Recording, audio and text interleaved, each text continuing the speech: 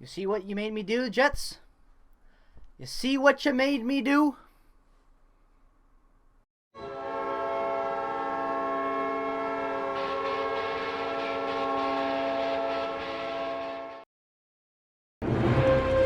Godspeed, Spider-Man.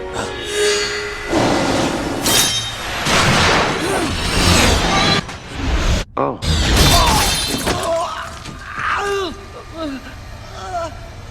We suck so much. Like, it's not even fun. Like that was pathetic. I didn't have a lot of faith in this team going into this matchup. But if you'd asked me if we were about to lose 5-1 to the Vancouver Canucks, I would have laughed, even with how we've been playing.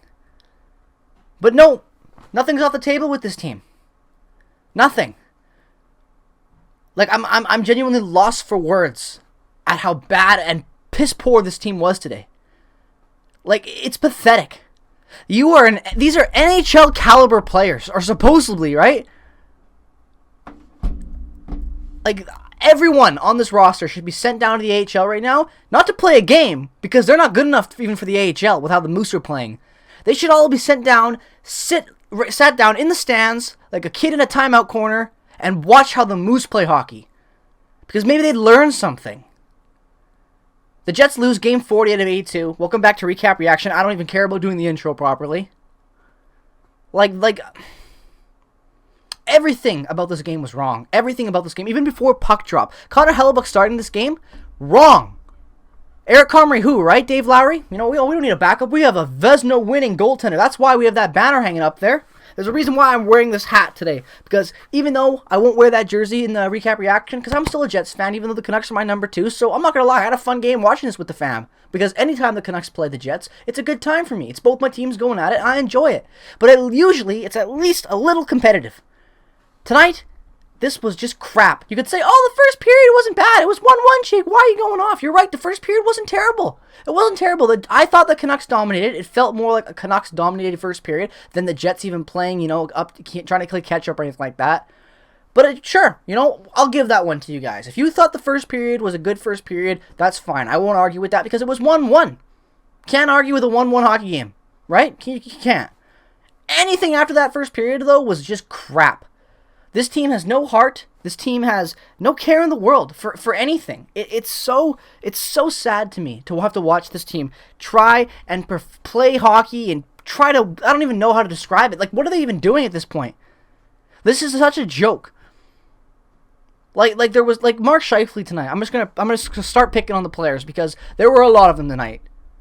Mark Scheifele, what happened to you? You depress me to levels that I didn't even know that I could feel depressed at.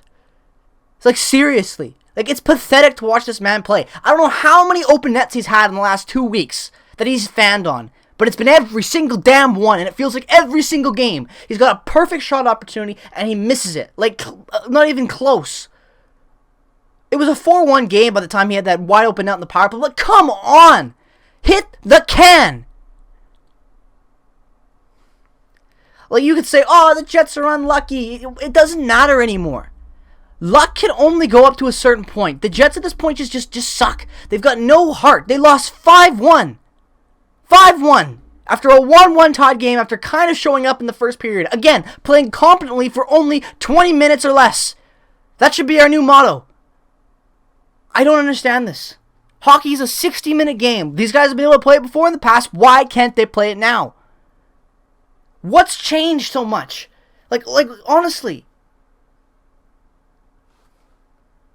Connor Hellebuyck needs a damn break. The man is burnt out completely. Looks worse than Cam Talbot when he was burnt out with the Oilers. Like, come on. How can you not see this? I'm a damn fan looking in from a TV halfway across the country, and you can see how bad Connor Hellebuyck is watching this game. How can you not see it being behind the bench at ice level?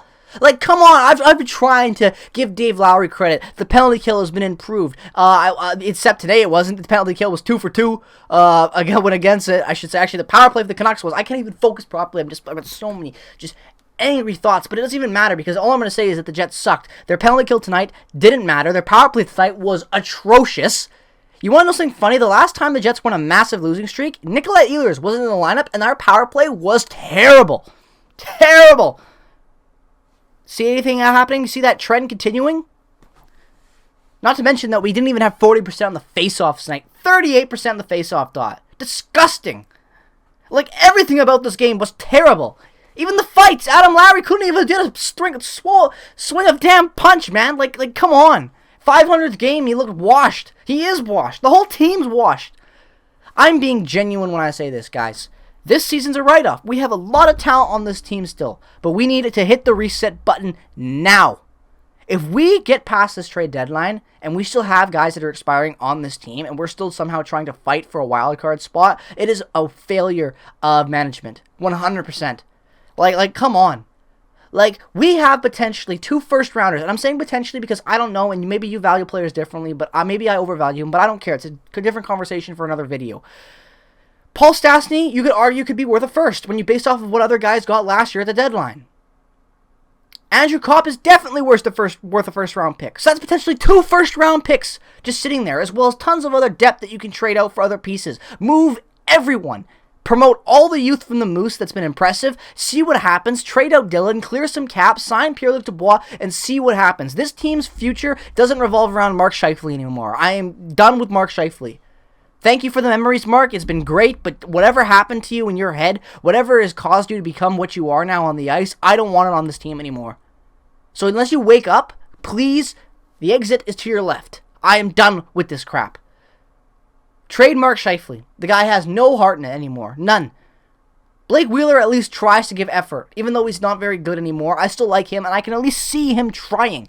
Mark Scheifele is just so nonchalant out there. He doesn't do anything. He doesn't play defense. He doesn't really even skate well. He always does the same forehand, backhand move trying to enter a zone. His passes are always late. His passes, he never even connects on half of them, and he always chooses to shoot the wrong time and pass at the wrong time. He can't hit an open net. Like, the list just goes on, ladies and gentlemen. The Jets need to reevaluate themselves right now. The core of this team is Pierre-Luc Dubois, Kyle Connor, Cole Perfetti, Nikolai Ehlers.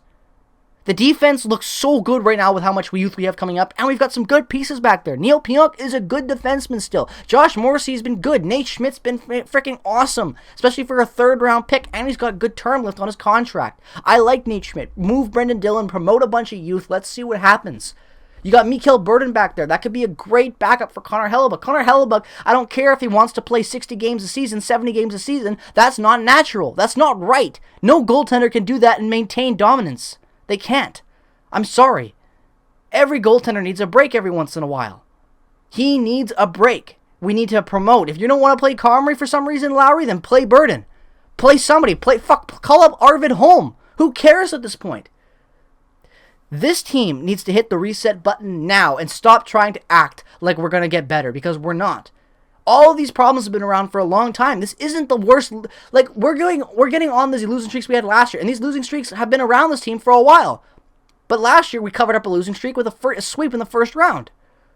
People's really forgot about that, including me. But I was shocked that we swept Edmonton, and everyone mostly was, for good reason, because of how bad we were.